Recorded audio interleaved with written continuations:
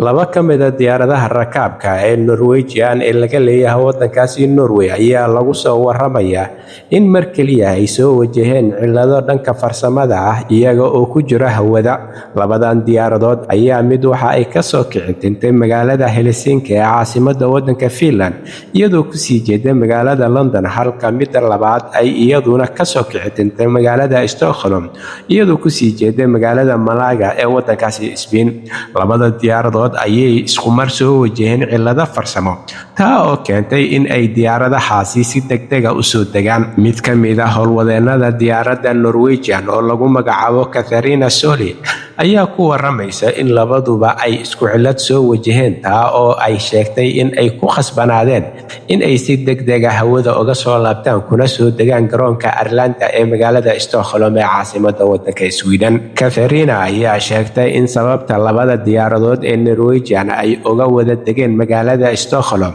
ay tahay in diyaaradaha Norwegian Airways ay xarumo farsamo ku leeyihiin garoonka Arlanda ee magaalada Stockholm ee waddankaasi Sweden. Waxa ayna sheegtay labada diyaaradood ee ku sii jeeda London iyo Malagaba aysan Norwegian ku lahayn wax garaash lagu farsameeyo, sidoo kalena aysan u oolin diyaarado kayd ah oo rakaabka si degdeg ah halkaasi uga qaadi kara. Yeeshee waxa ay ku nuuxnuuxsatay oo ay xustay in garoonka Arlanda ee magaalada Stockholm ee caasimadda waddanka Sweden ay ku leeyihiin garaash, sidoo kalena ay u yaalaan diyaarado haddii loo baahdo si degdeg ah ay rakaabka ay wadaan ugu wareejin karaan si ay ugu kicitimaan halkii uu ujeedkoodu ahaa. Cilladan soo wajahday labadan diyaaradood oo noocoodu ahaa Boeing